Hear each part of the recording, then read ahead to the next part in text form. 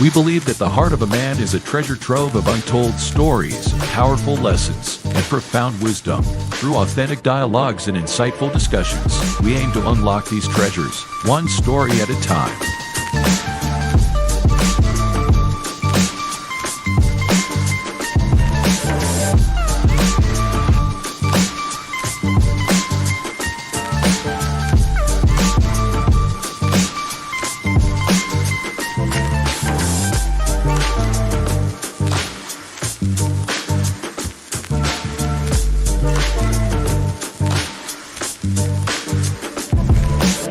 So, whether you're seeking guidance, inspiration, or simply a moment of reflection, you're in the right place. Get ready to be challenged, inspired, and transformed.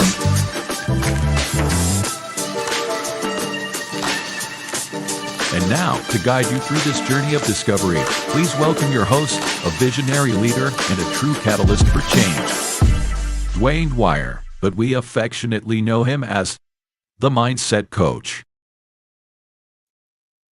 Good evening, happy Friday, and welcome to another episode here on the Hearts of Men podcast. I am one of your co-hosts tonight. My name is The Uncle Junior. I also go by the Consistency Coach. Right beside me, we have none other than Dr. Dwayne Dwyer, the certified speaker and coach. We also affectionately know him as the Mindset Coach. And last but not least, ladies and gentlemen, at the bottom, we got nephew Timothy over here, son of Timothy, the available man. Gentlemen, welcome to the show. Welcome to the stage. Welcome to the platform. Happy Friday. How are you gentlemen doing this evening? I'm good. Been under the weather most of the week, but we still here trying through it. You know, a little sickness ain't never stopped nobody. You know, but I'm here on Friday night chopping it up with the bros. So you already know. Yeah, man. Same here. All is well. Had a good work week. Spent some time with lieutenants today. Had some fun. Like Gaddy said, man, it's Friday. Look forward to it. Get the opportunity to share in conversation with you guys, as well as the the live comment section and social media. So yeah, all is well. I have no complaints. That's really good to hear. You know, there's a lot of people out there going through a whole bunch of different stuff. You know, you turn on the TV, a lot of different things going on. So, you know, even though those things may be, it's still good to know that, you know, you guys have had a great week, you know, all things considered. You know, Gad, I know you was talking about you a little under weather. Hope that, you know, you get better soon. Any that have anything to do with all of that pollen? 'Cause I know down here in North Carolina, man, there's pollen everywhere. Like my truck is yellow. Yeah, it ain't that crazy, but it's flying around though. But I don't know. It's been the pollen just started a little bit this week, but I think I got sick at work because everybody was sick the last like 3 weeks, 4 weeks just randomly, and I guess I caught the butt of it. Okay. Coach, y'all got pollen down there? Hey, we got pollen everywhere. Oh, shoot. Crazy, ain't it? Yeah. It's crazy. It seemed like, I don't know if it started earlier this year or something, or maybe I'm just miscalculating, but it seemed like it's a lot of pollen right now. And it seemed like it was just cold. And then all of a sudden the pollen just came out of nowhere. But either way, man, if anybody out there dealing with that pollen or allergies, I wish you the best of luck. I don't have allergies like that, but I know some people that really suffer during this time of year with the allergies and stuff like that. So I don't know if anybody know any home remedies or anything like that, but if you got some, maybe put something in the chat for somebody. I don't know, but it might help somebody out. So with that being said, like Coach already mentioned, the live is chat here on social media. So thank everybody for being here this afternoon. So the rebirth of Nick D. Welcome to this night's episode. Welcome to the show.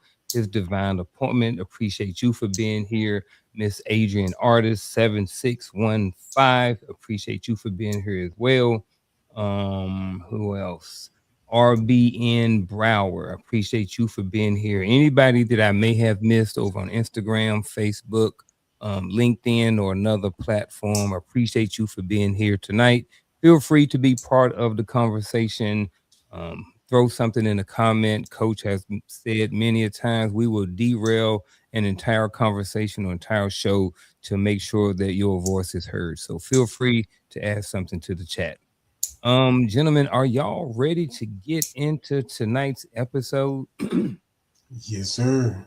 I am too, man. I'm really looking forward to it. So without further ado, let's roll with it, gentlemen. So tonight we're talking about that conversation that talk that you may or may not need to have with your son. So every generation passes down something, whether it's intentional or not. Sometimes it's value, sometimes it's habits, sometimes it's silence. And when it comes to our sons or the young men around us, there are conversations that may or may not happen. The question isn't just what is being said, but also who is saying it and what fills this space when nothing is said at all. So, tonight, gentlemen, we're just opening the door to that idea. Now,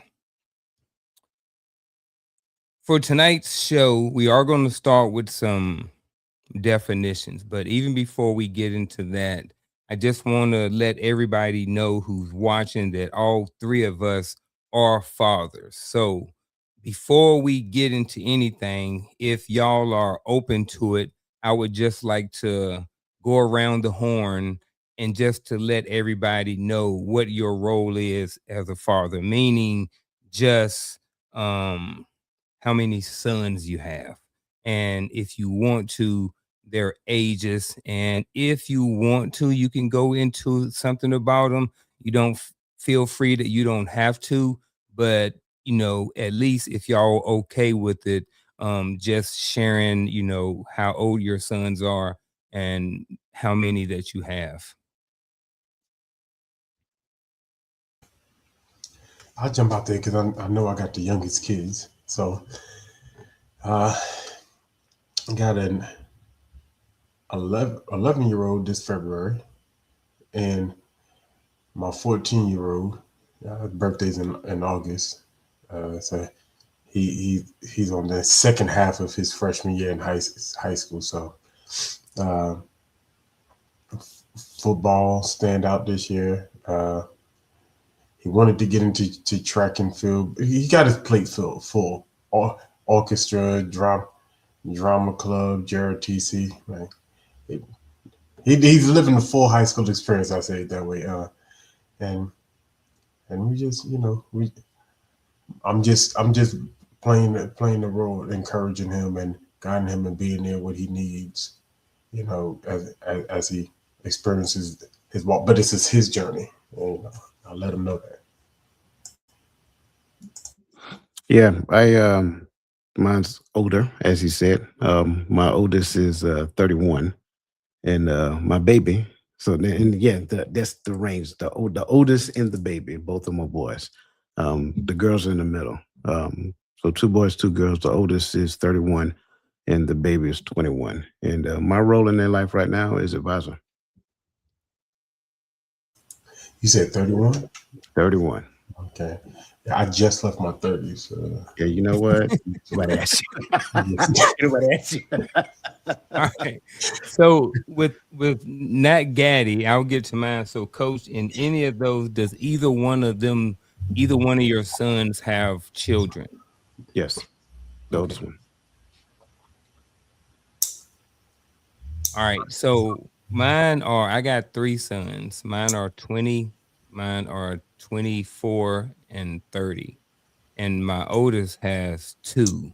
So with that being said, we got a total of 7 boys ranging from the ages 11 to 31, and we got 2 of those being fathers. So that means me and myself and Coach, not only do we have sons, but we also have not only are we a father, but we're also a grandfather too.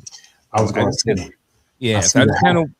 Huh? My bad. I see the hashtag say hashtag daddy and hashtag father. Thank y'all. Don't forget hashtag papa. Man, pop. POP. That's what I go back for. The granddaughters call me. But yeah, I just kind of wanted to kind of share that with the audience and kind of us to kind of let everybody know kind of where we at in our fatherhood journey, because me and coach been in this thing for 30 plus years right now. And then, so we got double the amount of time in the seat as a father as you do. So and that comes with different experiences, different challenges, the things that you are experiencing right now, me and coach may or may not have to go through, and some of the things may be a little bit different. So, as we go through this conversation, just want the audience to understand, a little bit, our perspective are definitely going to be different, but I'm just interested to see how it turns based off of our level and based on where we are in fatherhood and our experiences and stuff like that. So first thing we're going to do is we're going to start with a couple of definitions. So the first definition, because the title of the show is called "If You Don't Have This Talk with Your Sons, Someone Else Will." So the first thing we're going to talk about is the word talk. So the first definition is talk: an exchange of thoughts, ideas, or perspectives, formal or informal, that can shape understanding. We can always butcher, we can dilute, we can add to these definitions at any time, but they're just here to kind of set a base for the conversation as we go forward. What say you, gentlemen? I can live with it, but there's some challenges in it, but that's all right. Yeah, I can live with it. Okay. All right. Our next one is called influence. So influence is the ability to affect how someone thinks, feels, or behaves, whether intentional or not. So influence, the ability to affect how someone thinks, feels, or behaves, whether intentional or not. You rocking with it? Got some north and south? Okay. So our next one is perspective. Perspective. Empowering perspective. Empowering perspective. There we go. The way someone interprets and understands the world based on their experiences and environment. Yeah. All right. So So go for ahead. this conversation, this is sufficient. I don't think this is the totality of what perspective is. I agree. But by that same token, based upon the conversation, I think we can go with it. Okay. All right. So moving down to the first question of the night, and this is also for the chat. So I want to know what you guys think about this as well. So for the panel and the chat, when you hear the phrase having a talk, what does that mean to you personally? So again, this is for the panel, and we would really like to know what you guys think in the chat as well. So I'll start off. This kind of goes back to what my original thought was for this definition. Because if I recall correctly, it said the exchange of, that's not always conducive based upon some of the talks that need to be had. Um, it's not necessarily an exchange. Some talks are like one way interpretations of information that you have not yet experienced or what is to come. So it can't be an exchange of ideas in that regard because you have not yet experienced it or even encountered the thing, ideally, if I'm doing my role properly, the thing that is to come.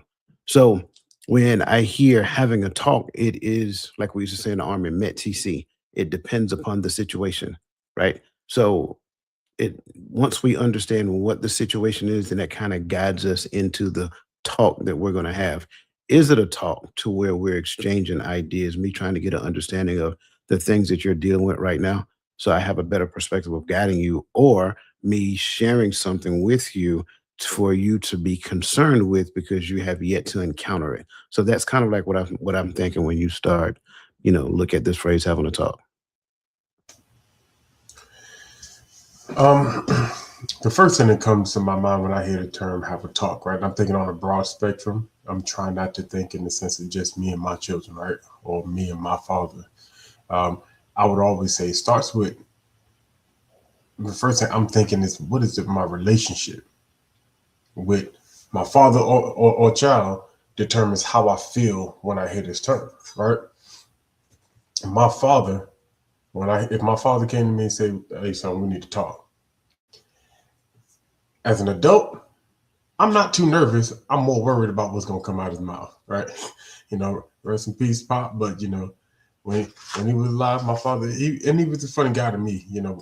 I always enjoyed talking to him. But if the tone and the temperature changes when I hear the term, have a talk, I'm thinking that I'm about to receive. When you talk about military, I think of just a direct approach to a counselor. You know what I mean?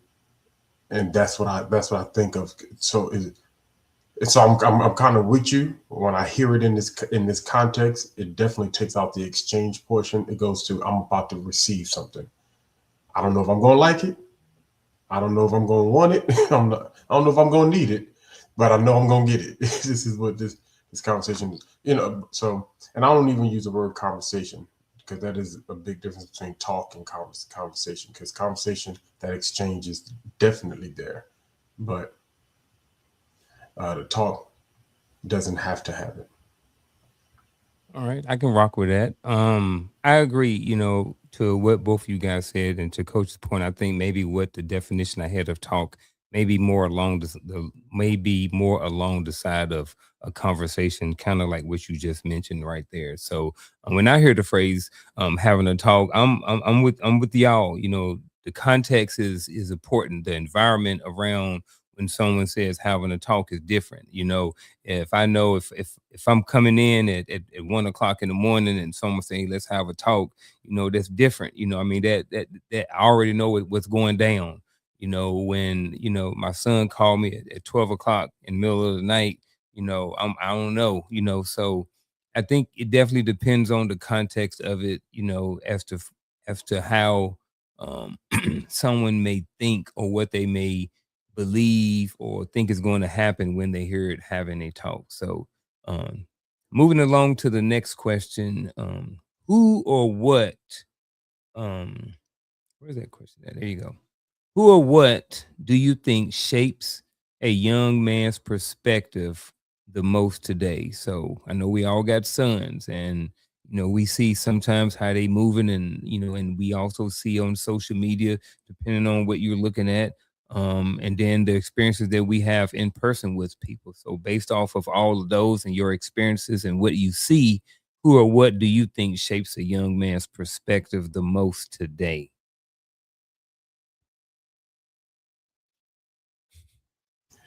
He got a laundry list, so let me go before he. But hopefully, one of those people are their fathers. If the father is present, right, then I'm going to err on the side of, well, not err on the side, but I'm going to start with father, right. If the child and a part of it is about how the child is raised, right. If the child is studious, if they enjoy their school experience, I would say 9 times out of 10, you have, especially in high school, you have those male influences, right? If they're in sports, you have those teachers if they're more of the academic type, and you know that impacts them. And I wasn't studious, but I just had, even as a troubled kid, I remember those. It was a few teachers who tried to help me out, but it was the male teachers that took attention, that I looked at differently. And so if there's any male teachers out there, don't discount that, because some young men, it feels different when it comes from you. It definitely does. But we will be foolish to discredit friends, right? And so whoever's influencing the friends that they have is influencing your children, right? Not directly, but they're influencing your children. And I have to go along with social media, right? These big social media influencers. That's their stars of today, right? Their musicians are stars, but their musicians are not as much as personalities as they were for us back in the day. For me, our rappers, Jay-Z's and all of those guys, we paid attention to what was said about them. Because we were following what was going on, or what we saw in their life, whatever they exposed to us. That's what we want to dress like them. I remember Cameron had all of New York wearing pink t-shirts. I never wore the pink T-shirt because I just didn't understand it. Like I keep it 101. All I could afford was the white T-shirts that were sold in the corner store. But pink, I can never. I don't know. It just wasn't my thing. But he had everybody wearing pink everything, pink Air Forces. We used to call them uptowns, you know. But for today, it's their social media influencers, and I can keep going. You know, I know Coach is the one that did like this, but the list can go on. Oh no, you good, man. You're right in line with what I'm thinking, and I agree with you on all accounts with everything you said. Um, but the question was who actually influenced them today, based upon, and again, this does not reject anything that Gaddy just said because I agree those entities that he mentioned influence today. In conjunction with that, women influence young men, whether we want to admit it or not, right? Reality TV, of course, social media, all those things influence young men. It kind of shapes their behavior when it comes down to how they dress, how they behave, how they act, what they want to do. You look at whatever rap video, whatever they're wearing, what cars driving, that becomes like a dream for them.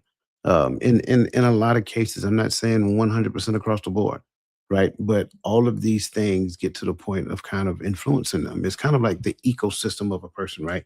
You look at all of these different entities, which kind of shapes that person's behavior, their character, so to speak.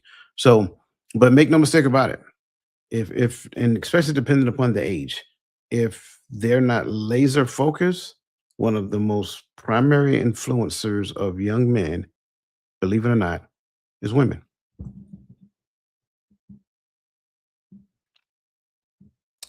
He ain't lying. So I'm rocking with everything that y'all said. I'm gonna pull up this comment from Sun Oracle. Appreciate you for being here. Appreciate your comment. Um, a lot of times, and I'm not saying that either one of you guys went there, but a lot of times when we think influence, we a lot of times think negative. Um, so Sun Oracle said a mother, father, or friends, good or bad, the influences can both positive and negative. And I agree with that, but I also think that this is in addition to everything that you guys said as well. Like the influences come from all different places. You know what I'm saying? And I think my next question was this, and this is almost to this question. Does how much does the amount of influence change based on how much control we have over our children? Meaning, if I'm a father and I don't allow my 11 and my 14-year-old son to have social media because they're not ready, or they have a phone and I'm restricting it. So if I'm doing, or if I'm in incorporating these types of things, does that help me does that help with the amount of influence that my kids receive from an outside world? And does that make me better able to influence them in a certain way from a mother, father, or friend's perspective? In your mind, it does. Mm, say more. I mean, whatever you call yourself trying to prevent them from doing, if Mm-hmm. they really want to do it, they're going to do it anyway. We've seen it growing up. You know, you had young girls who couldn't wear whatever, they'll put it in their backpack, take it to school, and go change in the bathroom at school.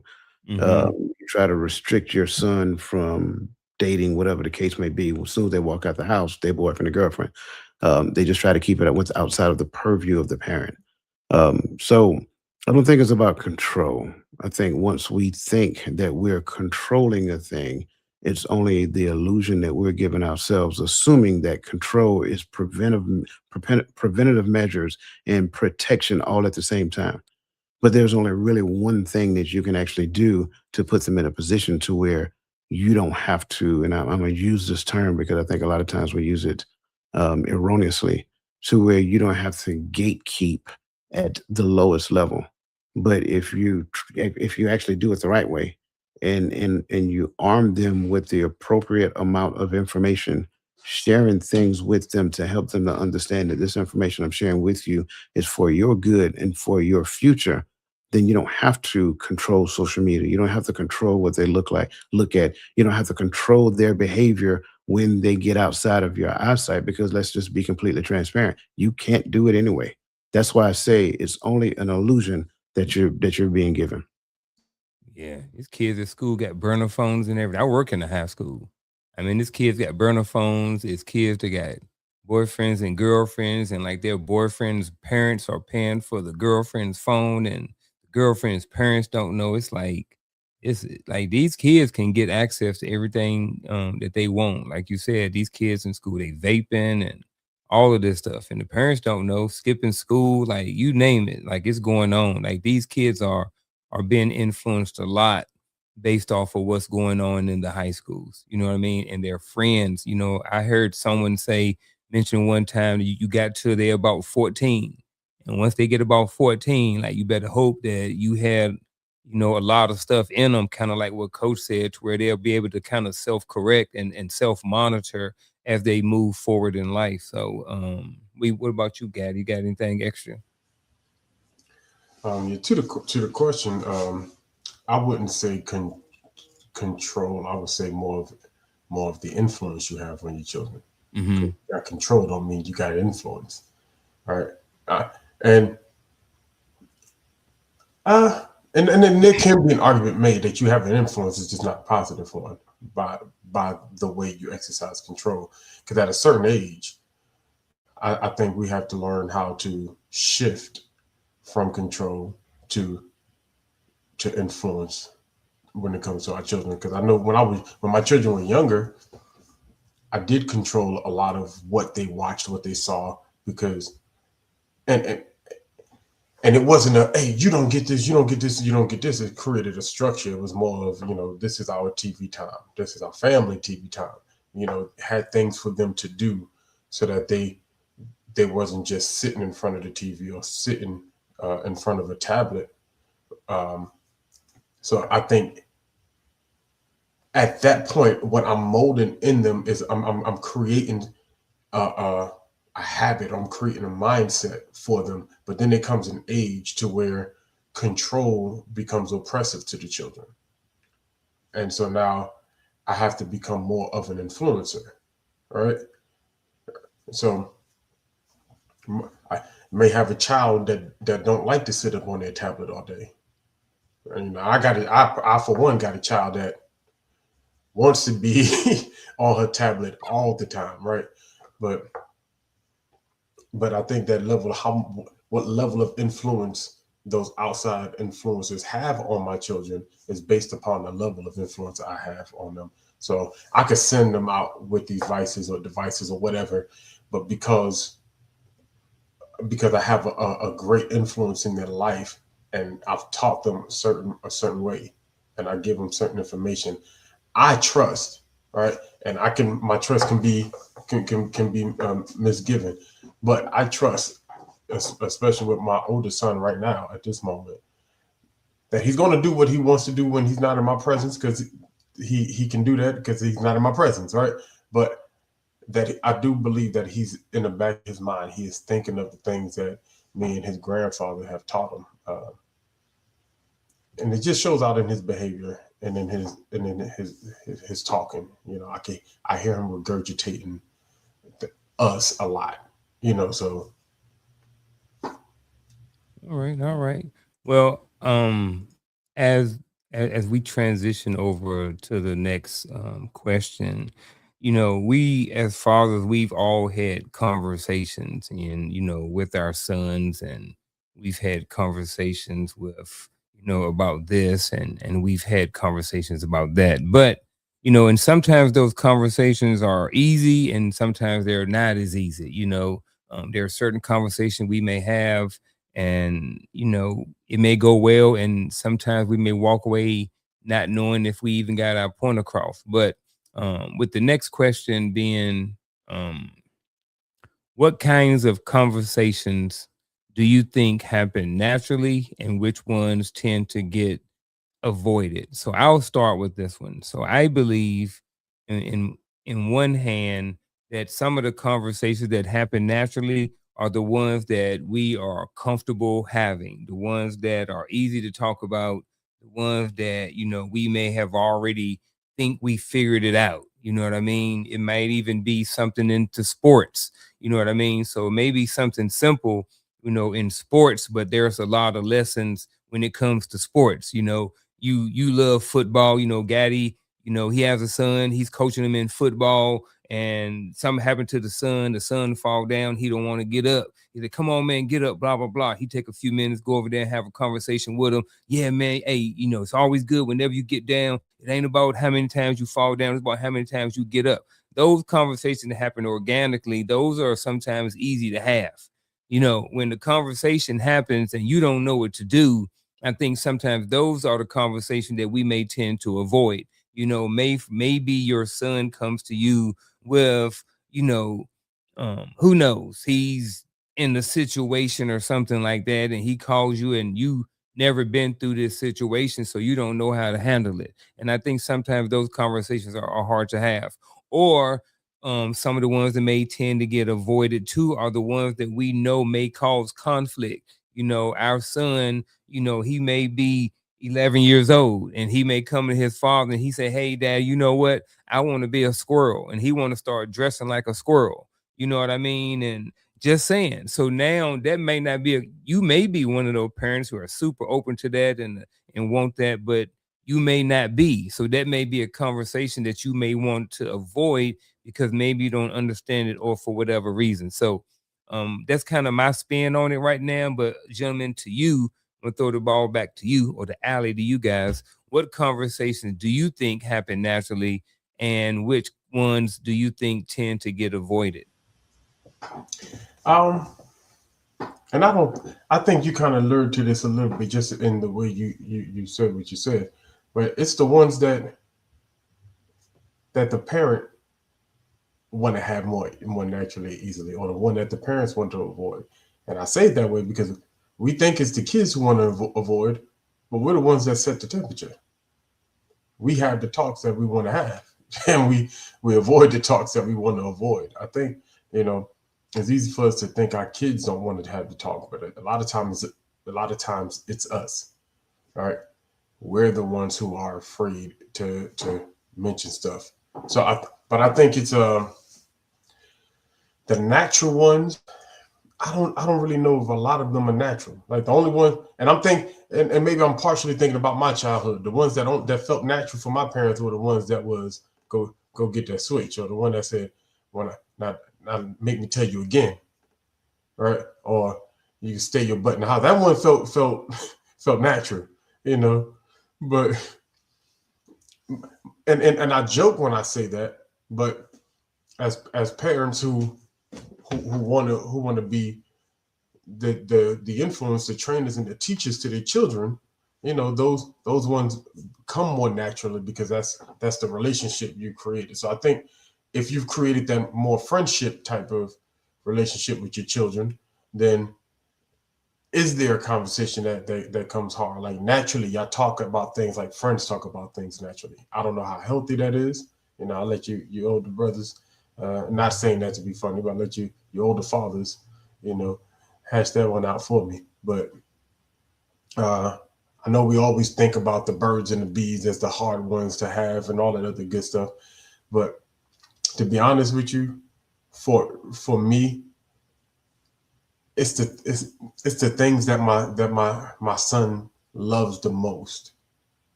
That when I have to pull that back from him, draw that from him, or redirect him from that, those are the hard ones to have, because to see the heartbreak in his eyes because he really wanted to go that direction, or he really wanted to hold on to that thing, and I snatched it. That's the ones that's harder for me to have, and it could be anything, but something that I know he wants to do, or he wants to be like, he wants to, and when he can't, when that's pulled from him, or the idea of what he thought it was is changed because of me, then that's the harder conversations to have.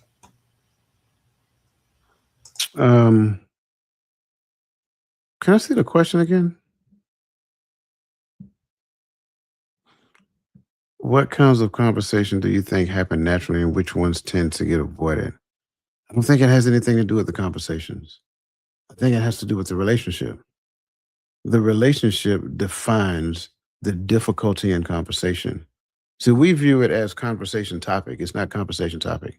It is the relationship between father and son, mother and daughter, father and daughter, mother and son. If they have a relationship to where difficult conversation are not so difficult, then those conversations are now more natural. Even if their friends tell them that they struggle having difficult conversations with their parents. So I don't think it's a kind of conversation that defines the difficulty. It is the parent and child relationship that defines the difficulty of potential conversations. And when we look at it from that lens, like I think what we see is, and I think we both have seen it within the differing generations that we've seen in our lifetime. On one hand, you have a very strict generation to it. Now, I ain't finna talk to my mom about that at all. You can cancel Christmas, bro. Just ain't gonna happen. But that's because of the relationship. And then on the other hand, you have this friendship style relationship to where there is no limitations in the conversations that are being had. And that's not good either. There has to be a balance of nature. Again, I say it again, there has to be a balance that recognizes nature. I am the parent, you are the child. We can have any conversation you want to have within reason. That's the key. But you starting to have conversation with me that sounds like something that you have with your friends out in the street, I'm not him. You know what I'm saying? Keep that in the street. When you come and talk to me, let's have a conversation that reflects the type of relationship that we have. I definitely appreciate both y'all's perspective. Coaches, I'm sitting with that. That's um to the third definition perspective, that's a different perspective than one I've ever thought about before. When I'm looking at this question, I didn't think about the other side of the cup. I didn't think about the other perspective. It kind of made it seem like it's just, kind of like what me and Gaddy said. It kind of seemed like it was that simple. And even though what you said was simple, it's just a different perspective. And I think I've shifted my perspective on it. I think I've shifted my thoughts on how I think about that. So always appreciate moments like this, where I can where the light bulb can come on and my perspective can be adjusted. So yeah, I don't know, man. I don't know where I was going with that, but I don't know, man. I just see it in a different light now, man. Like I see it, but I still see it the other way too. But I'm definitely way more on the other side. I still see it the other way just because that's the way I've been thinking. But I'm definitely have, at least for this moment in space, shifted my opinion and shifted my perspective to a different one. So that's always fun. And then I like it because I get to go and sit with it for a little bit. So let's move down to the scenario, man. So here's the scenario. This is not Gaddy's son, even though he has a 14-year-old son. So here's the scenario, gentlemen. Your 14-year-old son is getting a lot of ideas about life, relationships, and manhood from online content and his peers. He often speaks to you, or just in general conversation, of expensive lifestyles and baddies. Gentlemen, what are your thoughts on your 14-year-old son? He's in school. He's 14 years old. He in high school. This what I'm seeing. This what young men are coming to my office. This is what I see them doing, walking up and down the hall. They talking about living this big lifestyle, and they talking about these baddies. Yes, sir. I got a question. What's a Yes, baddie? sir. Baddie is our what we would call back in the day a tenderoni. Mm, I got questions, but I'll stick with the question. But go ahead. Feel free to roll, dissect, change your No, I agenda. don't. No, I don't want to go down the rabbit hole of that. No, I'm just Okay. stay right here.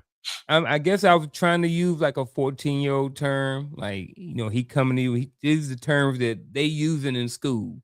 This is what they calling the young ladies, the young females, and this is what some of the young ladies are calling themselves. This is how they want to be identified, as baddies. So sons, this is what they talking about. So to you gentlemen, this is what your son, this is what you hear him talking about.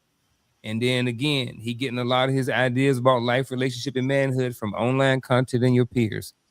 The floor is yours, gentlemen, to dissect this any way you want to with that scenario. What do I think you said about my son? I mean, I'm listening to what he's saying, but I'm also checking out where his interests are. All right. So okay, yeah, you're talking about expensive lifestyles and baddies. I go to work and I talk with some of the dudes at my job about expensive cars that I know I'm not going to go out and buy. All right, but I talk about them. I'm not going to go do stuff so I can go buy a Rolls Royce or whatever the case may be. But when we see some stuff where you may see a picture, you may see somebody pull up on something like, oh man, you saw that whatever outside, and we look at each other's watches. I ain't even got a watch on. We look at each other's watches and we talk, man, that's a nice watch. We talk about things, but it don't mean that's actually what our lifestyle looks like, what our goals sets look like in today. So I'm actually looking at what my son is doing.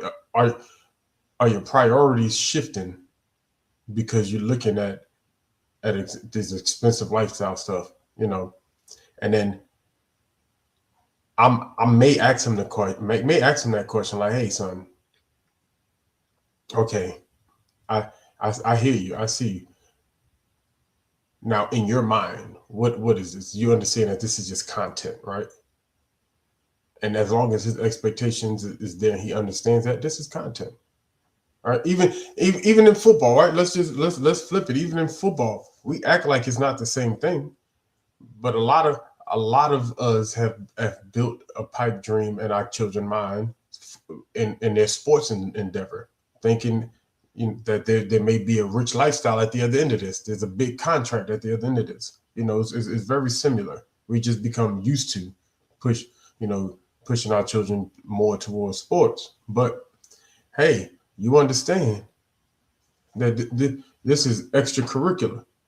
You may not even get a scholarship, right? Now I'm not, I'm going to keep, what do you want? Let's push towards it. I get that, but this is not everybody's lifestyle. And you understand that. Okay, I'm cool with that. Now the baddie thing, man, I try to have a little bit of let the kids experience their youth, but understand how to experience their youth, right? Now granted, these girls are calling themselves baddies and all that other good stuff, but you talking about a specific female. I'm not teaching you to be like everybody else. I'm teaching you to be exemplary. So my thing is, what's the little girl's name? And that's how you address her. That's how you talk about her. She's a person. There's 1,000 baddies. I get it. You're talking about a group of baddies, you know what I mean? But the girl you talking to, her name ain't baddie. What's her name? Or the girl you have an interest in, what's her name? Why do you want to talk to her and you don't even know her name? You can't address her as the person she is. What's her interest? You're not sure? Then you don't like her. You just think she's cute. I'm still where I was previously. If this is my child's behavior, my first level of responsibility is to search myself and see my role in this behavior that has came about. I can't move the needle from there first, because now I go back to, the conversations that I'm having with him, the amount of time we spend together. Did I start teaching him anything about the opposite sex, or did I leave it to the environment to teach it for me? I can't get away from that, because really that's what this conversation is about. The conversation you don't have with them, somebody else is going to have it. Did I leave it up to somebody to teach them about what a baddie is? What makes that person a baddie? I don't know. These terms is just highly frustrating to me, because at the end of the day, we just make up different terms to mean the exact same thing they meant years ago. But at the end of the day, the people that we were talking about, we didn't even know. Do you even know a baddie for yourself? Or like Gaddy says, that somebody who calling themselves a baddie and you just drink the Kool-Aid, say, okay, cool. You a baddie? Cool. You a baddie. Like it's mind-boggling. It's mind-boggling how a lot of times we want to divert responsibility, not recognizing that a lot of times when our children end up in these environments, living this type of lifestyle, adopting terminologies that they see on TV. Now, some terminology, I get it. It's just a fast, it's just a fad of the times. I get it. Right. Probably everybody on the screen at one particular point in time wore a pair of pants backwards. It is what it is. Y'all know what I'm talking about. Well, that's it, before your time. Be quiet there, young Thundercats. Right. I That's remember Chris different. Cross. I just Right. That's different. That's not shaping your future, if you will, because it's going to come a point in time where that type of behavior fades away, because the sign of the times is a thing. But the question is, did wearing your clothes backwards change your whole entire your entire being? Right. Well, I mean, we look at wearing our clothes backwards back then, they're sagging now, right? Is there a big difference? So it's like all of these things, like we cannot forget where we came from. That's number one. And ideally, where we came from, there should have been something in us that grew from there. So now, do I use where I came from as an excuse to let them do the exact same thing that I did, knowing that the things that I did probably was not ideal? And somebody should have been there, for me to talk to me about the things that I needed to hear in order to not display that type of behavior. Because I think a lot of times that's what you hear. You hear it's almost like a I don't know, it's almost like a regressive state. Well, when you was this age, you did that. I don't care what I did when I was that age. It's not saying that I don't know that already. Those are the conversations I have with my child, to let them know, when I was your age, these are the things that I did. However, this is what should have happened. And my goal for you right now is to be the voice in your life today that was not there back then. So when you're talking about this lifestyle, you're talking about these particular young ladies based upon whatever new title that exists today. The question is why? Why is that so attractive to you? Like, have conversations that allow them to give a response. Don't have conversations with them that make them feel bad about coming to you and telling you about what's going on in their ecosystem. Right? You need to hear those conversations and then have a conversation that kind of gets into their mindset. Why are you adopting that and making that your thing? And again, go back to the responsibility piece. What role did I play? Did I not have enough conversation to arm you with the necessary mental syntax to make the appropriate decision? Don't try to fit in with the crowd. How do they say? You want to be one of the bananas so you can hang out with the bunch. You don't have to be that person, right? You can be your own person. But your own person does not necessarily mean you're better than anybody else. It's just that you understand where those adoptive behavioral patterns will lead you to, because hopefully we sat down and we had a conversation about it prior to. When I was 14, there was a lot of stuff going on.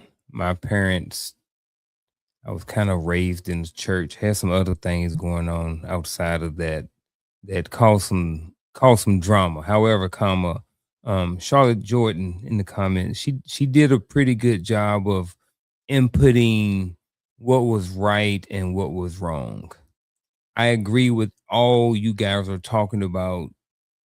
I also want to add that there's an exploratory thing that kind of goes on with young men around this age too, and they start trying to feel themselves, and they start sometimes, even though mama and daddy, even put stuff in me, put some of the right stuff in me, I'm want to go and I want to question certain things. So it's not to take away from anything, but I just want to speak on some of just share that piece about the exploratory nature of 14-year-old boys as they're going through puberty, trying to experience life and stuff like that. Again, to coach's point, yes, we do need to, as fathers, need to start with this scenario, look at self, look at what have we been teaching? What have we been modeling for our 14-year-old son for the last 14 years? And then I believe, and I think Coach was talking about this too, if I'm correct, is that now this is an opportunity to start having those conversations about life, about relationships, about manhood, about all of these different things right here. So I think that, when he's talking about these expensive lifestyles. Gaddy was talking about this too. Hey, let's have a conversation about this expensive lifestyle. I keep hearing you talking about you want a Bugatti. I hear you talking about you want to live in a nice house. Okay, well let's talk about, if that's what you want to do, let's talk about how to get you there, or let's talk about the reality. Let's have whatever conversation we need to have. Use these talking points, or use these things that our sons are talking about at 14 to have these conversations. I also will say this. When my oldest son was 14, I was about 32 or 33 years old. So the way I think now at 50 wasn't the same way I thought when I was a father of a 14-year-old. Again, I was in my early to mid 30s. So the way I think about it and how I would handle it now is different than I'm sure I would have handled it, back then. So that's just my kind of what I wanted to add to the scenario. So that last piece, Yes, sir. that's exactly what I was talking about, right? Mhm. Sure, I have a 52-year-old awareness, but Mhm. is it not that if I got these conversations back here, I could have been 32 years old with a 52 plus year old awareness. So Mhm. I think a lot of times we take reality, what we know is true, and make it an excuse. Not saying that Yep. that's what you were doing, right? But Mhm. I've heard that time and time and time again. But the only reason why I believe that is true is because at the end of the day, when we turn back the hands of time, we didn't have that person speaking what you're saying into you Mhm. when you were that age. So now when you got to 32 years of age, you didn't have that awareness. You didn't have that awareness to where you were doing all the things we're talking about right now. So that's kind of like the point. And when you start having generations of men having honest conversations that actually feed into the child's growth and development at a young age, now we don't have to go back and say, well, I'm 60 years old. I didn't think that way when I was 20. Sure, that's going to always be the reason. That's going to always be the answer, but that should never be the reason. Mm. I like that. Well, What's that? you bring up a good point, right? And if we can explore that just a little bit, because we always talk about community and what we should be doing and putting into community and all that stuff, but we never talk about what community is supposed to look like too. Right? If we're talking about half the fathers are not in their children's life, some by choice and some by force, right? Uh, but that means a set of grandparents are missing as well, and that's the reality. So I and I found to be true in my life. I can only say that, to where the grandparents wanted to replace the parents, you know, to where the idea was my household had to split so my kids can grow up in their backyard. Like, but you're supposed to be the parent to, you're still the parent's parent. That's who you parent, so that we can parent the children properly. No, I don't have a 52-year-old level of awareness, but if the 52-year-old grandparent was a parent to the parent, I would be able to adapt that 52-year-old level of awareness so that I can be a better. So that excuse don't exist. That excuse only exists because we forget a family don't just stop at mommy and daddy. Well, we're talking 2026. A family don't just stop at mommy. And half the time it's mommy and mommy's mommy. And mommy's mommy still trying to live like she's 25. And they both in there acting childish, trying to raise a kid. And now you got the 5-year-old girl on social media doing the same dances that the 20 and the 50-year-old mommy doing on social media for clickbait. That's not good. It's not. But now the question, but but this is when we get into these questions and start talking about influences and like Coach says, am I checking myself? Half the time I'm not checking myself because I'm being honest, where did I get the idea as a young man? Where did I get the idea to look in the mirror? I didn't get it from me. I got it from somebody older than me who told me that maybe a part of my problems in life was not life, it was me. It's like, what? My life always sucked. I was always poor. But Joker, how are you still poor and you got a job? You got health insurance. You got life insurance. Why are you broke with a paycheck? Because I had a broke mentality, but nobody told me to look into the mirror until one day a senior non-commissioned officer that had a lot more life in him told me to look in the mirror. But that's where it started. I need that. I'm grown, yes, and I get it. I've been saying I'm grown since I was 18, right? I was stupid at 18, but I've been beating my chest saying I was grown since 18. But I need my elders. I'm 40 and I still need my elders because I still don't have a 52-year level of awareness. Man, I definitely appreciate y'all's perspectives thus far. We are about an hour into this podcast. So if welcome anybody that I missed in when we started the show. If you're here, definitely appreciate you for being here. If you've been here the whole time, definitely appreciate you looking at the comments. We appreciate everything that's been said in the comments. Go ahead and like it, share it, and do all of those different things like that. So as we move on, gentlemen, for the sake of time, I'm going to give you guys an option over the next two questions. All right. So the first question is this: you can pick whichever question you want to talk about, and then we'll go from there. So the first question is this: which is one talk all fathers should have with their sons, and why? Or are there any conversations that should be off the table when having talks with your son? If so, what and or why? So again, this is one of the questions. The other question is, what is one talk all fathers should have with their sons, and why? Who wants to go first, and which question do you want? I'll take the first question for 500, Alex. Ladies and gentlemen, first question for 500 is, Coach, what is one talk all fathers should have with their sons, and why? The talk of their identity. I think because we don't know that we need to have that conversation, I think a lot of times what you'll find is that, children go through life trying to figure out who they are to a certain point, right? You hear it all the time, like I did the best I could with what I had. And for me, I would say that that's not an accurate statement. You did what you knew, and what you knew was not your best. It's just what you knew, and that's it. And I think when we look at it from that perspective, now we will stop giving ourselves so much credit for what we did. The best conversation that a father can have with his son is the conversation about his identity, because his identity from that point on shapes the outcome of everything that he does. So if we do not have that conversation about your identity, if we do not talk about how important your last name is, and that your last name should not just be given away because you may have a fleeting emotion in this particular moment, you make a 5-minute decision that can have a 20-year implication.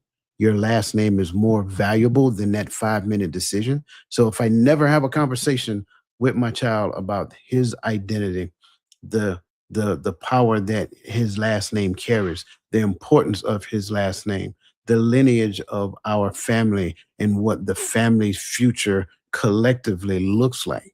Therefore, be selective about who you entangle your life with for that particular cause, then I am leaving a gaping hole in that child's life. And at any given point in time, somebody can show up and influence them to make the decision that they want. And that person has zero allegiance to the God that I serve and the last name that I carry. I love it. Let me get question 2.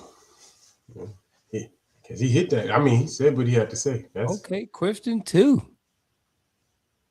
Are there any conversations that should be off the table when talking with your son? If so, what and or why? I'm going to say, and for the sake of this conversation, I'm talking about, uh, learning in the learning aspect. I don't think there's a conversation that should be off the table, but maybe how we have the conversation, right? Because you're not my son is not my friend. I don't care how old he is, how much I encourage him, and how much he loves to talk to me about football. He loves to talk to me about JRTC. He loves to call me when he got stuff going on, and that's great. But I'm still not his friend, right?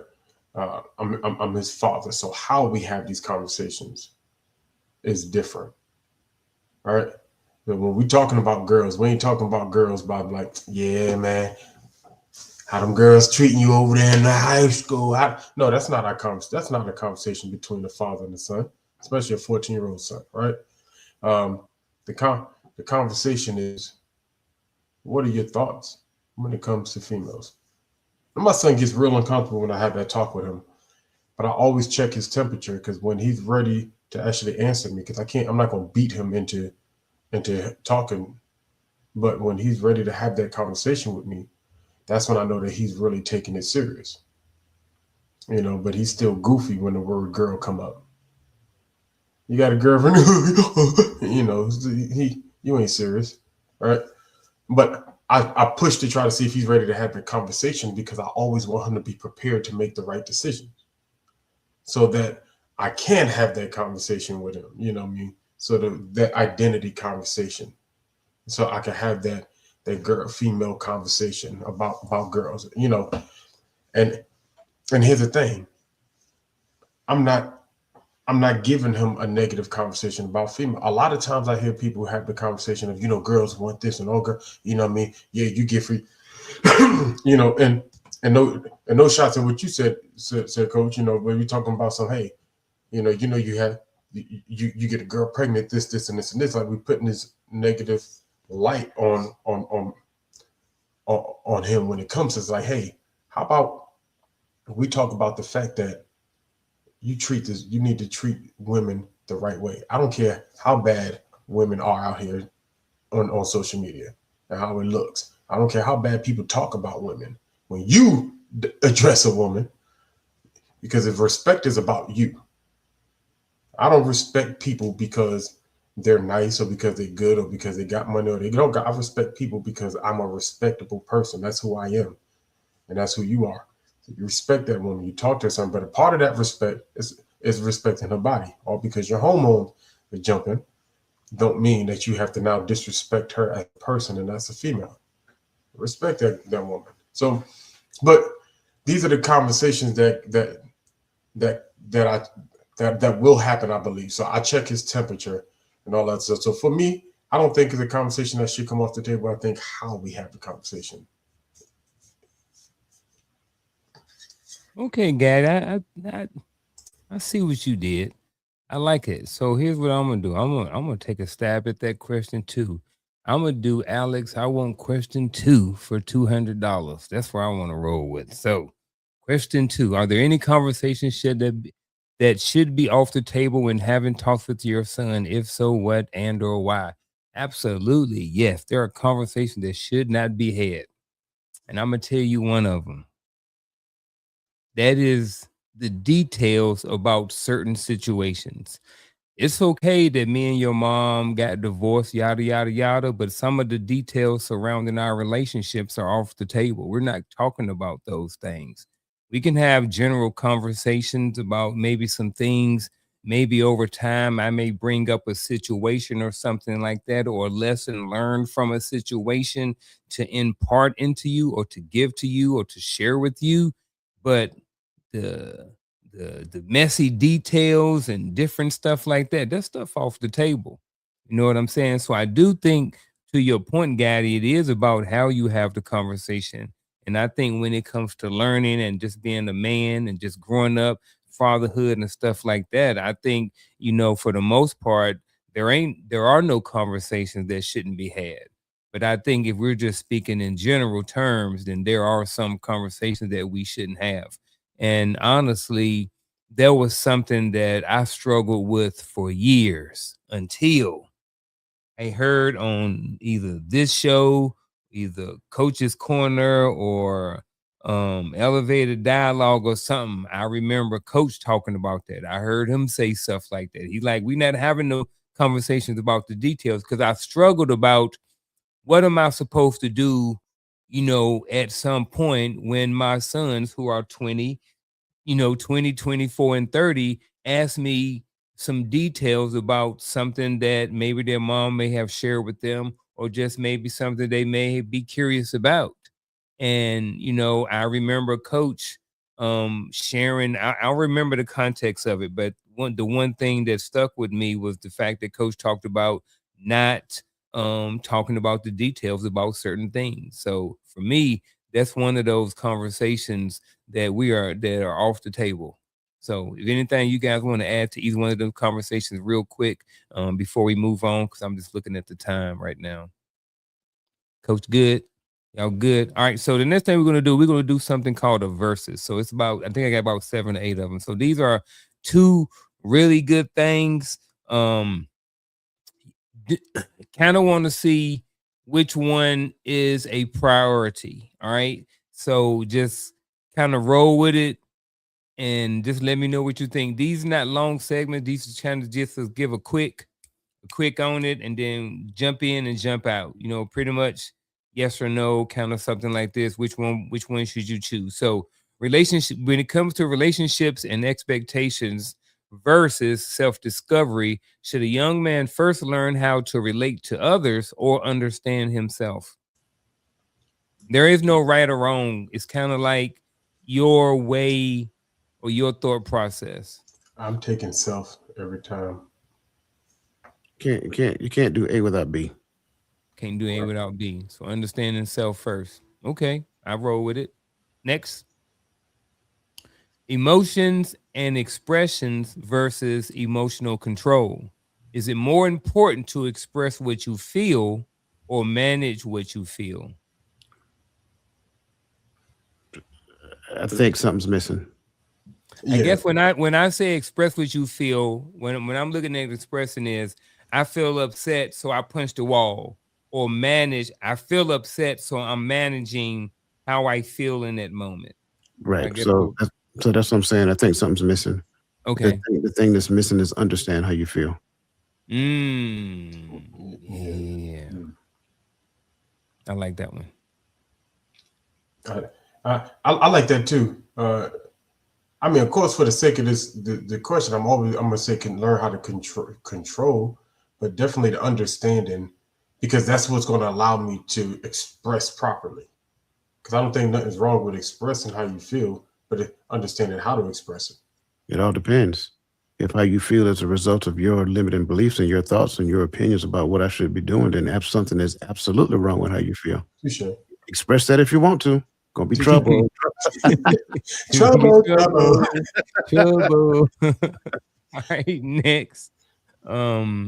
Decision making versus life experience. Do we learn more from being told how to decide or from experiencing outcomes ourselves? Both. Yeah, I was definitely torn when you said it, because this whole experience thing for ourselves thing is overrated. I'm just saying. I feel like I'm at a place in my life to where I have learned a lot from experience. But those experiences, I would give some of those experiences up for some good guidance. Do know that there's one word that made me say both, and that is how to decide. If that word how was what, it would have been neither. Because our experiences is not the totality of what we should be knowing and what we should be doing. Biggest mistake that people make today.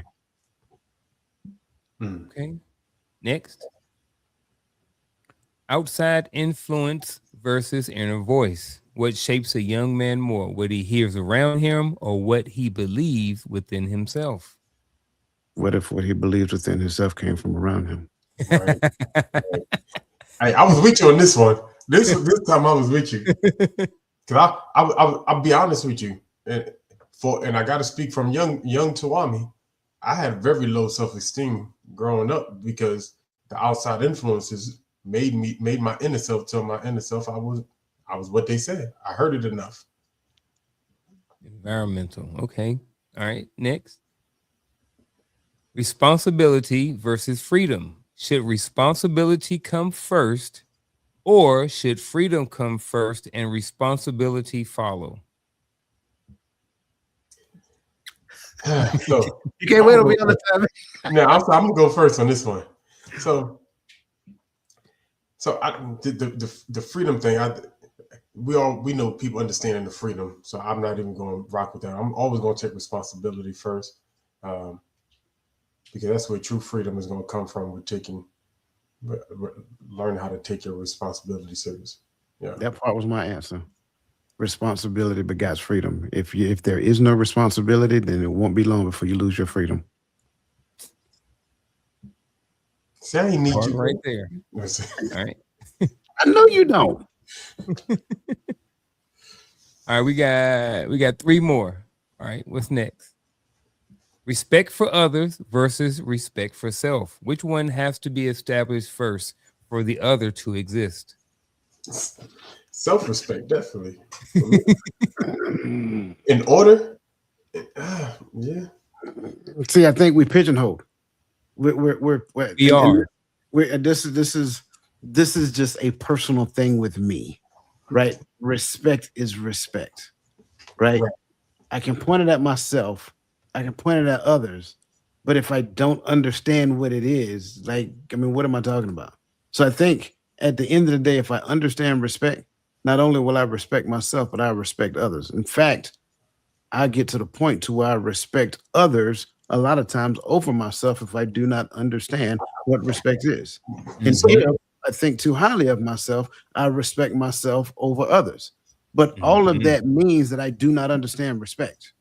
So I think it's the respect piece that they have to understand. Can I counter in this exercise? Sure. Oh, I'm sorry. Yeah, do whatever you want to do, however you want to do it. And so I 100% agree that you have respect is the thing, and then with understanding that I don't. But what I don't believe is that understanding that will beget respectable behavior, right? Because we understand respect, but I think, and I'm speaking of growing up. I grew up in the 90s, right? So growing up, I don't think that in our neighborhoods we respected ourselves, and it showed in our behavior, well, how we presented ourselves and our culture to the world at that time. To me, was not respectable in the grand scheme. You did have, but in the grand scheme, why? I don't think there was a problem with understanding respect. Because my daddy taught me how he taught me, hey, shake that man's hand. Even when I was a little boy, it's like, oh, hey, what's going on, little T? My father used to tell me, look at him in his eye, shake his hand. And tell him how and say, I'm doing good, sir. So I learned how to show respect, right? But as a people, we learned how not to have respect for ourselves. This is why we have conversations about why we don't support businesses. Why do we expect discounts from Black businesses? Why we expect, because the way we see ourselves shows how we treat everyone else. I hope I'm making sense. You are making sense. And I would say that's not a counter. That's more in concert with, because you're still highlighting the respect for, right? Either I have respect for resources over you, and so I use you to get the resources, right? I have respect for myself, so I use you to make me feel good because I respect me more. So it is the respect for. But when we understand the totality of what respect is, and then that by itself being under a guiding principle, the soul source, not the soul source, but the source of your belief system, now that drives what you do with that respect. So it's not necessarily for respect, whether you are a respect of person, right? So I'm not a respect of person. I am a respectable person. So I respect all persons, regardless of what your lifestyle look like, regardless of what your educational background, regardless of any of those things. And because I am a respectable person, I have respect for myself as well as you. But if I do the respect for, now I respect whatever is at the end of that for, I respect that over anything else because I'm going to use that anything else for the thing that I have respect for. I like it. I like that one. I like the fact that we stuck there for a little bit. Let's move down to the next one. Purpose versus exploration. Should a young man be guided toward direction early or allowed to explore without pressure? Yes. I swear. I swear. So are you saying that they both need to be going on at the same time, in a I'm sense? I'm saying that he, and just because it's a young man, Mhm. if he is not guided toward a direction, he is going to struggle in exploration. It's not really exploration. It's like we can view it as an exploration, but keep in mind, exploration generally have a purpose. You're looking for a particular thing, right? So if I'm exploring, y'all, okay, y'all remember Christopher Columbus? No, yeah. He was looking for. Okay, I'm good. I'm gonna get off that. So generally, any exploration, right? Any expedition, if you will, they are looking for a thing. So if I'm not pointed in the right direction and drawn back like an arrow and shot in that direction, then what I am looking for becomes all of this, and I don't even know where to begin. So now it takes me longer, and I did the arrow thing for a particular reason because that's what parenthood is supposed to be. Parenthood is supposed to be like you taking your child like an arrow and point them in a direction and firing them in that direction, and now they explore in the direction that you fire them. Absolutely. But so, for the sake of the two, I, I'm not sure if, at least for me, I'm not sure if purpose and direction is the same. Right. So, direction keeps me in alignment. Mhm. Right. I can be and I love that you use the word schoolmasters, Lisa, because I'm going this direction anyway for this one, right? Because purpose to me is divine, right? Because Mhm. you know, so if the goal of the law was to get me to to the point, right? So I'm directed. I have a direction, but in that direction, I may find purpose along the way. Purpose never takes me off of that direction. It keeps me in direction. It just allows me to understand what my role is along this journey on the way Mhm. there. And so the exploration, I'm very careful because the exploration, I do agree. Yes, you should be looking for something. If you're just get on the boat and you go into the water and say we're gonna find something, you may not like what you find. Right? Just think about it. Even the guy who knew where he was going, but he wanted to go find his way back to this tribe that he discovered. Now, had he landed on that tribe by accident, it would have been even worse than what it was. But the man didn't make it back the last time he went out there. Needless to say, he was lunch. And but that's the story. You just can't jump out there and go find what are you looking for? And whatever you're looking for, there has to be a direction to get there. If not, you're not exploring. You just out there. Yep. So, as you guys was talking and I was listening, I was also taking a break from listening some, and in between, I was thinking about my response.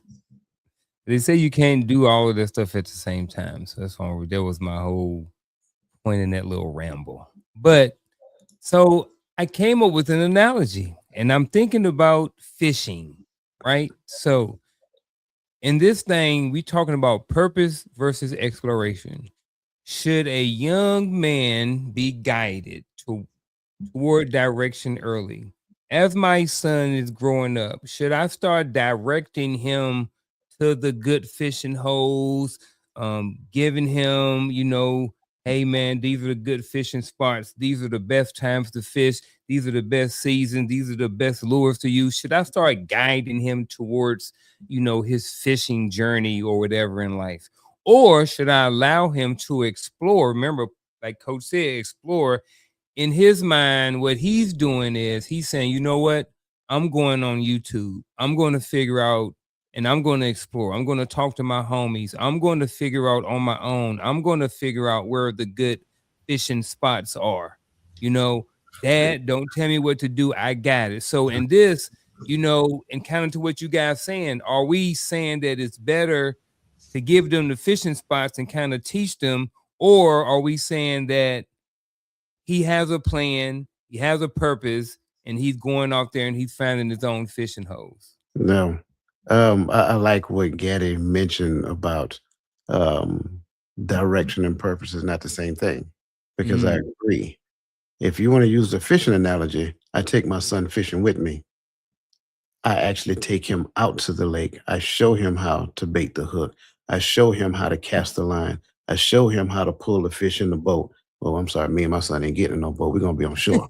I show him how to pull the fish out the water, right? I show him how to take it off the hook. I show him how to put the fish in the bucket. I take him back home. I show him how to, scale the fish and prepare the fish and all that other great stuff. So he is seeing me do it, right? That's me pointing him in the right direction. When I point him in the right direction, now he's had the experience with his dad. He's experienced these things with his dad. This is how my dad showed me how to do this. And then at a later point in time, I say, hey, son, you know what? I got something else I got to do today. Why don't you go out there and catch the fish? And so now he goes out there and catch the fish and he brings it back and I watch how he do it. I can even ask him, what fishing spot you went to? Oh, we went to the same spot we normally go to, Dad. Or I tried a new one. I'm not saying it's wrong, right? But I tried a new one and I decided to try. And maybe he gained great success. Maybe he did not. If he gained great success, cool. If he did not, cool. Then we talk about what he learned on this fishing expedition. Because all of this is all about learning. And the most important thing that I believe he's going to learn is he's going to learn something about himself. And that's the thing that I'm looking for him to share with me when he comes back. I don't make him feel bad for catching less fish than what we caught the last time. I don't make him feel like he's better, make him, because you know how some of us, we still got pride. We got that ego as a parent. I don't want my child to think they're better than me or they can achieve more. No, elevate them. If they did better, yeah, man, that's awesome. I ain't never caught that many fish, bro. Good job. High five. You know what I'm saying? Dap it up, hug them, all that other great stuff. Make them feel good about their accomplishments. That's how you point them in the right direction and let them go. But I wouldn't necessarily say that that's the same thing as go search a YouTube video or whatever the case may be, because now it's not, I didn't point them to the YouTube video. I didn't point them to go listen to a TED talk and see what this person says about it. Those people who do that, they do that in the absence of guidance, and things of that nature. My bad, Gad. I see you trying to jump in, bro. Go ahead. No, you good. And I'm glad you went back there, because your go back there segued me right to where I was going to go into your anyway, because you said something important in the midst of what you were saying. You're saying the key is the learning is the key thing, right? And then you talked about going and look up YouTube videos. That's not, to me, that's not exploration. That's information gathering, right? Information gathering just looks different for them than it did for us. Our daddies had the Encyclopedia Britannica hanging on the wall. That's how we did research. That's how we found stuff, right? or we went out there with pops and we did it with him, and we learned step by step, But you did guide him to go research. You want to know why? Because you said you and your son is not getting on the boat, but one day son gets up and said, "If I'm not going with Dad, I want to try to get on the boat." But the good thing is he went to go research the waters before he just jumped out there with a fool in a boat on some water by himself, right? But he went and gathered information. I don't look at that as exploration. Now, if he just got in the boat and said, I'm gonna go out there and I'm gonna find me a spot to fish at, Not just hope somebody's praying over son while he out there on that water, because anything can happen. Nobody's taught him how to get out on that water. No one's taught him what to do with with the water, or what is good water, what to watch for while you're on the water. Right. You know, because these are things that have to be. But if and I'm not saying YouTube is the answer, because if you don't know what to look for, you still may not find the information you need, right? Yeah. So that is always key. But if there's a level of research being done, I take that over nothing, over just jumping out there trying to figure it out. All right. Yeah, and if I just last piece, because I love that. I think people are praying, not PRAY, PREY. People are praying off of your ignorance for the most part. And I think for the most part, we believe that I can go to a YouTube video and I can look up a thing on a YouTube video, and then that YouTube video tell me everything I need to know. And then all I got to do is go and do that. No, that's not how it works. That's not how it works. Unless it is a how-to, step 1, step 2, step 3, step 4. But then there's still something that you're missing in the space of that. So what you'll find is that people go to the spaces like YouTube, so forth and so on, and they think they're getting information. They're not getting information, you're getting data. It is data to you because it has yet to be processed. Once you process, now you make a decision based upon that thing, and now it either becomes information or it becomes useless information, because at the end of the day, you're going to make a decision on whether or not you're going to implement this thing. I think we'll do well to recognize that it's an old saying, to where incompetent individuals overestimate their abilities because they lack the skill to recognize their own ignorance. And I think just in this world that we live in today, this oversaturation of data, we confuse that with information, thinking that we assigned meaning to it. We didn't assign meaning to it. In fact, a lot of times, whatever stage of life you're in, that stage assigns meaning to it, not you. So now if I am at a certain point to where this is do or die for me, well, the do or die situation is the thing that assigned meaning, not you. This is your last hurrah. This is the last straw. I'm throwing all my eggs in one basket. Well, that's the thing that assigned meaning. So once you get out of that situation, what's the likelihood of you continuing in that thing? It all depends on how successful you was. It all depends on how it made you feel after you achieve that level of success. And that's where we are. That's why you have a lot of people who do a lot of things, but they don't understand what they were put on this earth to do, because they were never guided in the right direction. And that being said, they never did the right level of understanding, learning, and exploring within that direction that they were guided. I like all of that. I like that we kept adding on to that, adding those extra layers for everybody else. We're gonna get ready to wrap up. We're gonna do this one last scenario. We're gonna hit that scenario real quick, and then we're gonna close out with our final thoughts. So the last scenario is this, ladies and gentlemen. A father believes he's leading by example and doesn't say much directly. His son, who's 16, however, has a lot of questions but doesn't bring them up. The son also views his dad as unapproachable. What are your thoughts to this scenario, gentlemen? My thoughts is multifaceted, to be honest with you. It's a lot. Number one, Dad, you're missing a golden opportunity. A golden opportunity, especially if you believe that your son is leading by example, right? Again, I'm going back to the whole responsibility thing.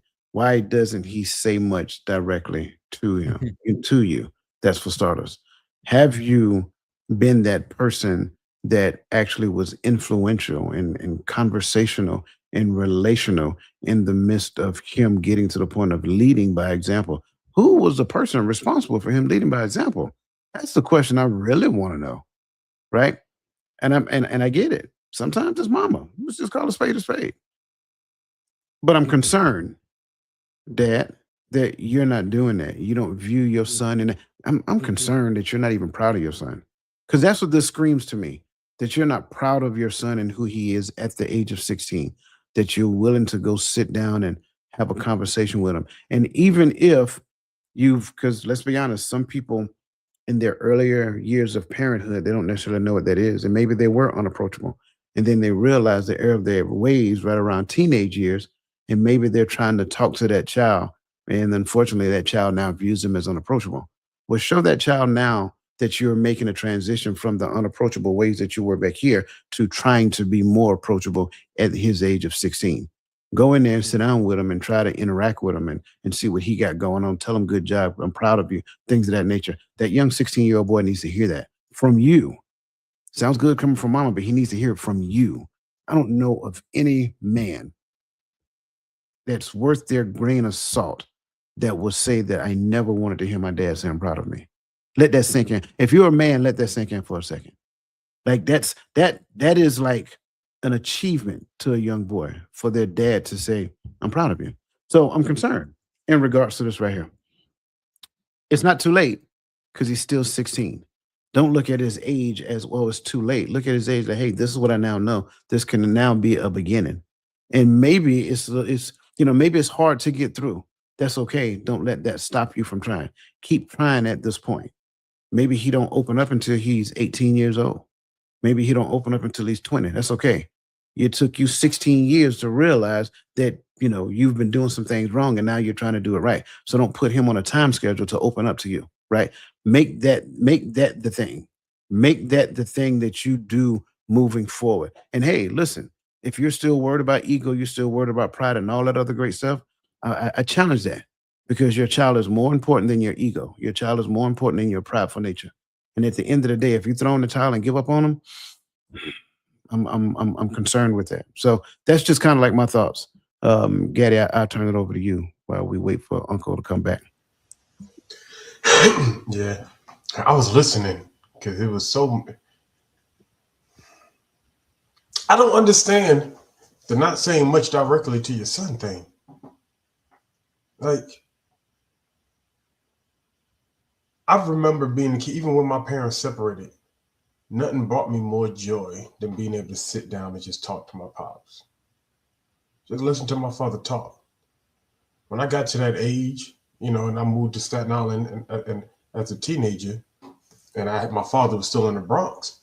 Anytime I made it to the Bronx and talked to my father, I would purposely just ask him questions so he could talk, so he could teach me something. Then I found out, and I was a singer, and I found out my father used to sing. He told me he sung in clubs when he was younger. Started asking him vocal questions. Hey, what how just because to hear my father teach me was a joy as a young man. And so for me, there's a joy in being able to talk to my son. And how do I know my son loves it? Because he seeks it. He purposely shows me what he's into. When he got into the violin, I don't know nothing about no violin, but he knew I knew about reading music, so he brought me his sheet music. And he was just, Daddy, do you know how to play this right here? I'm having troubles right there. And I played it for him on the piano, and he picked it up like this. And in my head, I was like, that boy knew how to play it. But maybe he did pick it up that quick, right? I don't know. But I struggle with the idea of not saying much to your son directly. Then how do you teach, and how do you influence? How do you guide? How do you mentor? How do you father your son without having direct communication with him, without speaking directly to him, without teaching him, without showing him, without giving him step by step? Like, I want to give my son, my car is paid off. It's been paid off for a couple of years now. And I'm still driving it. I haven't bought nothing new because I want to keep it running so he could drive it when he gets his license. But here's a caveat. I want to be part of teaching him how to drive. I know he's not with me full time, so I know his grandfather is showing him. I know a lot of the stuff that I should be doing is being done. I get it. But I want him to get up under this car with me and change his oil because it needs to be changed. And I'm not going to change it until he come over next weekend. All right. I want him to learn how and what it means to rotate your tires. I want him to know how to change his brakes. I don't want him stranded with no money and can't do the basic things he need to do, or have to call some stranger on the phone. Let me show you how to do what you need to do. Let me show you. And then but that instruction, it allows him to live life when he gets his reward. You get this car, and now you know how to take care of it. I know I said a lot. My bad. I do have one caveat. I realized that I read the first part of the question wrong, but my answer still remains the same. Though the father was leading by example, but I think it's also, we got to look at it from both lenses as well, because there are some kids that are actually doing things that are great, and the fathers are just totally not present, right? And vice versa. So I think if we don't necessarily look at both sides of that coin, and again, this is me making an excuse for reading the question wrong. I think if we don't look at both sides of that coin, I think we miss the magnitude of this question as well.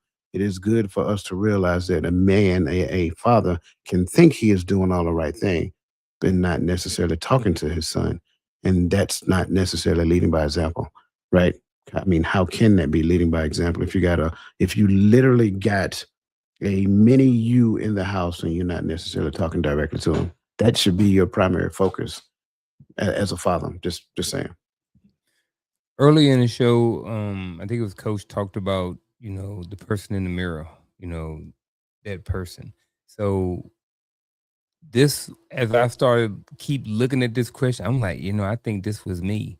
If I look back, and I go back to my oldest son who's 30 now, so when he was 16, I was 34. So I thought, 34, I'm still in the army. I'm E7, I think. I believe, yeah, I'm E7. So I've been in leadership for quite a while. And for me, it was more about, and if you've been on this, watched this show for quite some time, one of my biggest things is leading by example, being a model for my sons or for other people to, not necessarily to emulate, but just be a positive model. So this was probably me. My son was 16 and he was going to school. It's like we didn't have a lot of conversations. Sometimes going to school, we didn't have no conversations, and I talked to my dad and he was like, you take advantage of those moments and, have a conversation with your sons while you taking them to school. It might be 3 minutes, but there's a conversation that you can have in those 3 minutes that can help your son, and I probably wasn't approachable, E7, 34, I'm in grind mode. I'm in still, hand slicing mode then. You know what I'm saying? And some of that army in me carried over into my marriage and carried over into me being a parent as well. So I just say all of that to say is that, this was me. And I think that, now I think it is an opportunity. You're missing out on a lot of opportunities to have conversations and stuff like this. And father really needs to do a look in the mirror and see, how he can build more connections with that son and stuff like that. So, and if the son views his dad as unapproachable, it's going to be really hard for him to come to him. So that means you, as the father, as the elder, you have to go and you have to initiate some of those conversations and building that relationship, because you're the oldest one. You should be leading by example anyway, according to what you're saying. So, with that being said, ladies and gentlemen, we're going to roll on with these final thoughts. I apologize for keeping y'all so long, but I hope that the time that we did go over was valuable to you, that it adds some value to your life. So with that being, ladies and gentlemen, we're going to do our final thoughts. Here we go.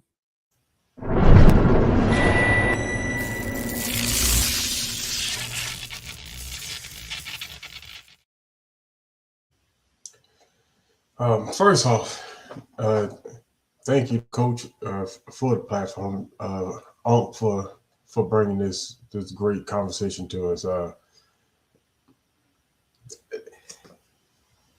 If you do not have this talk with your son, someone else will, and you will not like it. For me, the bottom line is have the open communication with your son.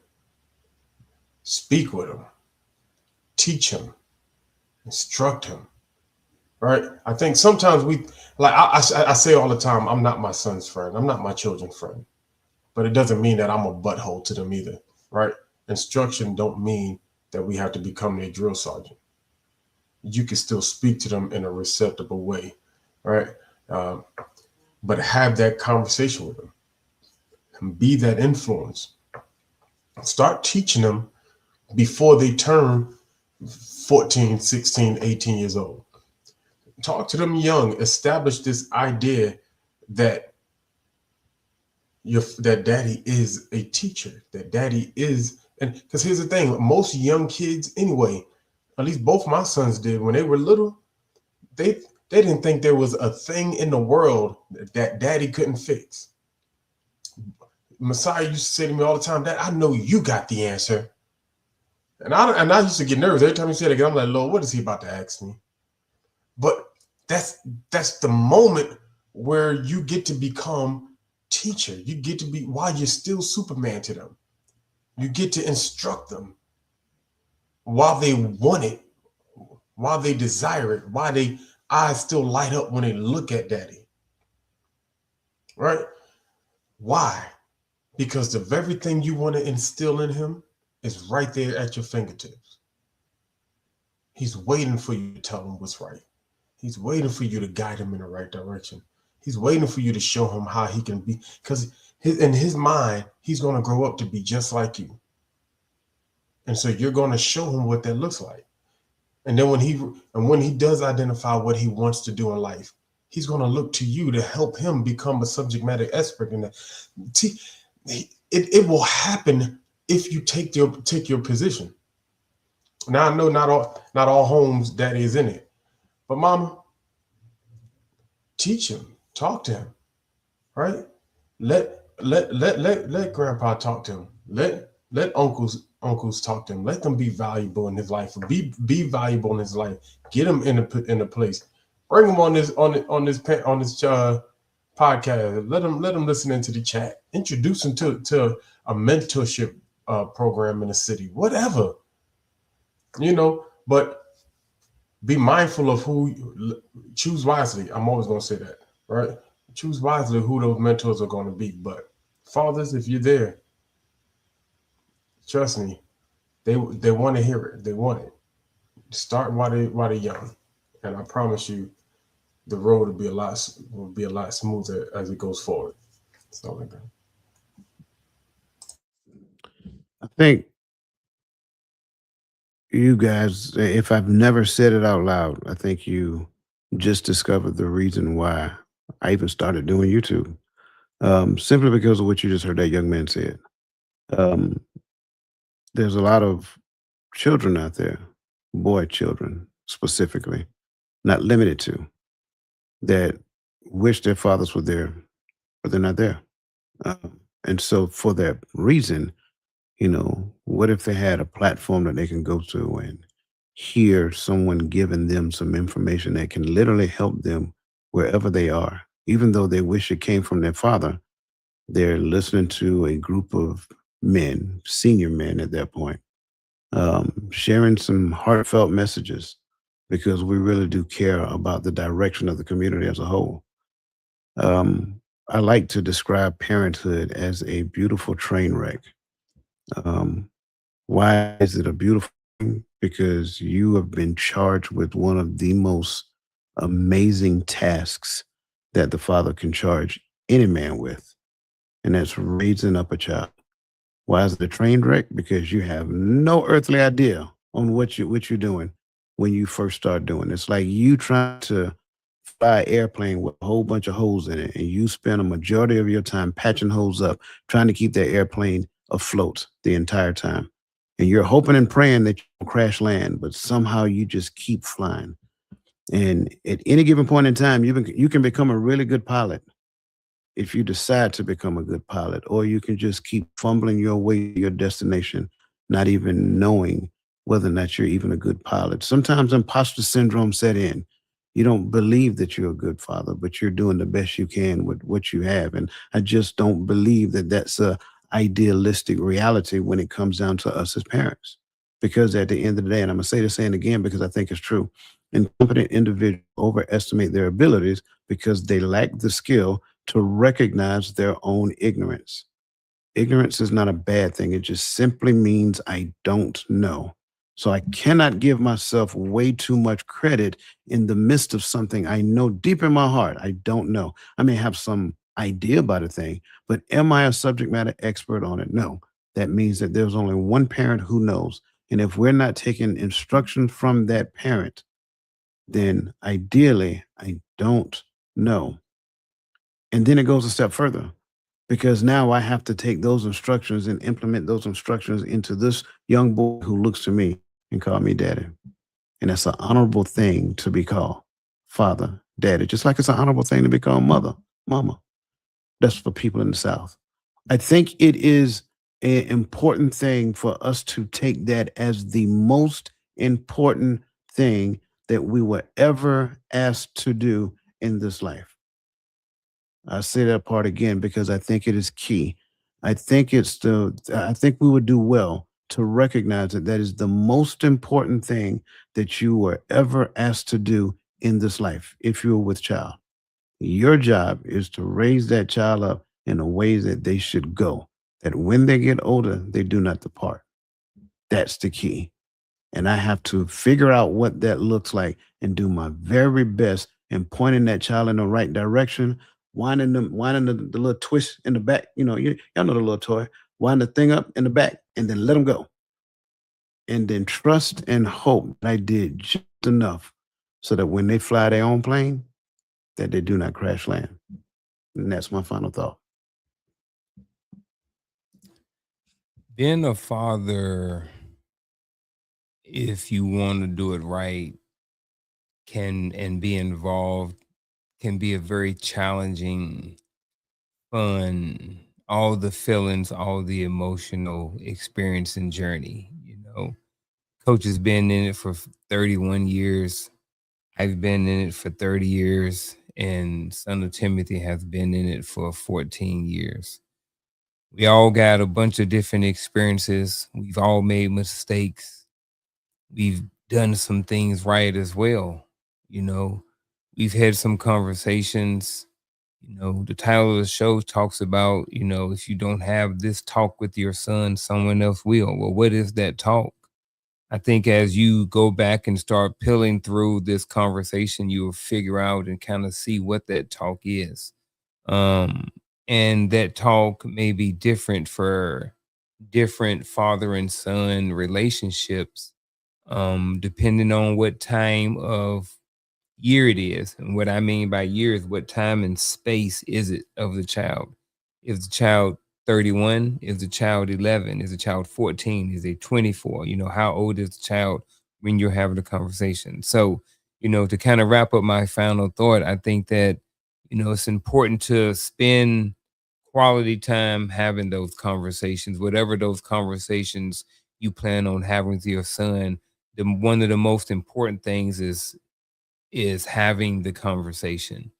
I mentioned earlier that some of those conversations I didn't have.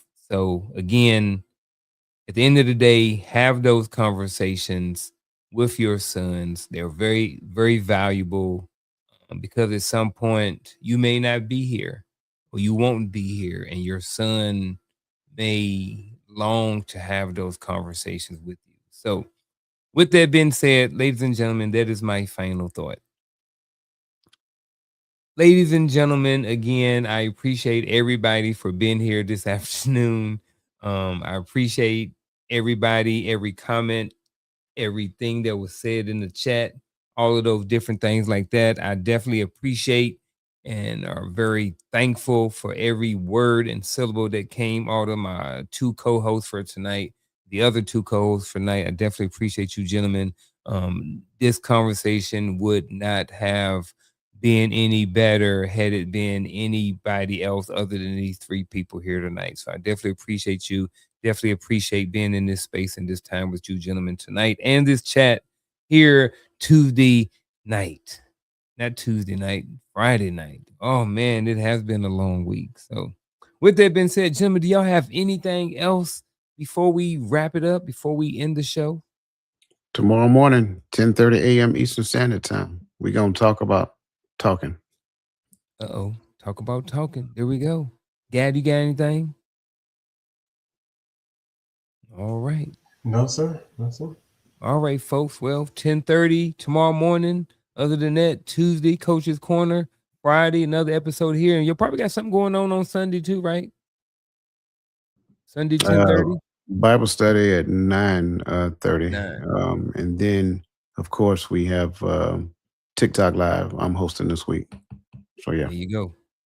All right, ladies and gentlemen, we will see y'all on the next episode. Have a good evening and weekend. We out.